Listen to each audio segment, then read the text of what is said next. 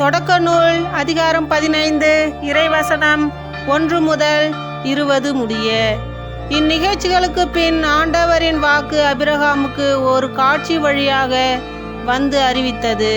அபிரகாம், அஞ்சாதே, நான் உனக்கு கேடயமாக இருப்பேன், உனக்கு பெரும் கைமாறு கிடைக்கும். அப்பொழுது அபிரகாம், தன் தலைவராகிய ஆண்டவரே, எனக்கு என்னதான் தருவீர்? எனக்கோ குழந்தையே இல்லை. தமஸ்கு நகர் எலியேசர் தான் எனக்கு பின் என் இல்லத்திற்கு உரிமை மகன் ஆகப் போகிறான். நீர் எனக்கு குழந்தை ஒன்றும் தராததால் என் வீட்டு அடிமை மகன் எனக்கு பின் உரிமையாளன் ஆகப் போகிறான் என்றார்.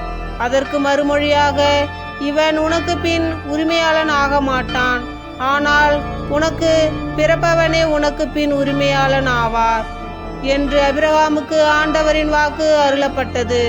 அப்பொழுது ஆண்டவர் ஆபிராமை வெளியே அழைத்து வந்து, வானத்தை நிமிர்ந்து பார், முடியுமானால் விண்மீன்களை எண்ணிப்பார், இவற்றைப் போலவே உன் வழிமரபினரும் இருப்பர் என்றார். அபிரகாம் ஆண்டவர் மீது நம்பிக்கை கொண்டார்.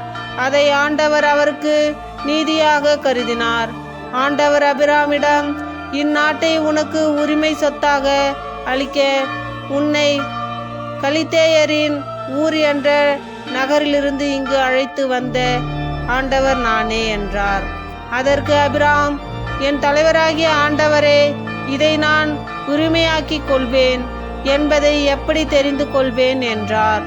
ஆண்டவர் அபிராமிடம், 3 வயதுள்ள இளம் பசு, 3 வயதுள்ள வெள்ளாடு, 3 வயதுள்ள செம்மறியாடு, ஒரு காட்டுப்புறா, ஒரு மாட்டுப்புறா ஆகியவற்றை என்னிடம் கொண்டு வா என்றார். அபிரகாம் இவற்றையெல்லாம் அவரிடம் கொண்டு வந்து அவைகளை 2 கூறுகளாக வெட்டி ஒவ்வொரு பகுதியையும் அதற்கு இணையான பகுதிக்கு எதிரெதிரே வைத்தார். ஆனால் பறவைகளை அவர் வெட்டவில்லை. துண்டித்த உடல்களை பறவைகள் தின்ன வந்தபொழுது அபிரகாம் அவற்றை விரட்டினார். கதிரவன் மறையும் நேரத்தில் அபிராமுக்கு ஆழ்ந்த உறக்கம் வந்தது. அச்சுறுத்தும் காரிருள் அவரை சூழ்ந்தது. ஆண்டவர் அபிராமிடம், நீ உறுதியாக தெரிந்து கொள்ள வேண்டியது, உன் வழிமரபினர் வேறொரு நாட்டிற்கு பிழைக்கச் செல்வர். அங்கே அவர்கள் 400 ஆண்டுகள் அடிமைகளாக கொடுமைப்படுத்தப்படுவர். அவர்கள் அடிமை வேலை செய்யும் நாட்டிற்கு தண்டனை தீர்ப்பு வழங்குவேன். அதற்கு பின் மிகுந்த செல்வாக்குகளுடன் அந்நாட்டை விட்டு அவர்கள் வெளியேறுவர். நீ மிகவும் முதிர்ந்த வயதில் அமைதியாக உன் மூதாதையரிடம் சென்ற பின் நல்லடக்கம் செய்யப்படுவாய். 4ஆம் தலைமுறையில் அவர்கள் இங்கே திரும்பி வருவர். ஏனெனில் எமோரியர் இழைக்கும் தீமை இன்னும் முழுமையடையவில்லை என்றார். கதிரவன் மறைந்ததும் இருள் படர்ந்தது. அப்பொழுது புகைந்து கொண்டிருந்த தீச்சட்டி ஒன்றும் எரிந்து கொண்டிருந்த தீப்பந்தம் ஒன்றும் அந்த கூறுகளிடையே சென்றன.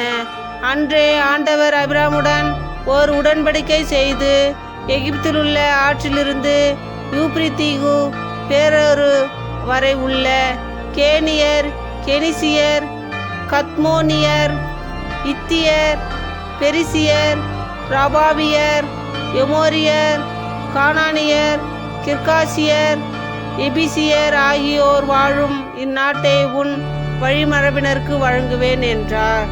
ஆமேன்.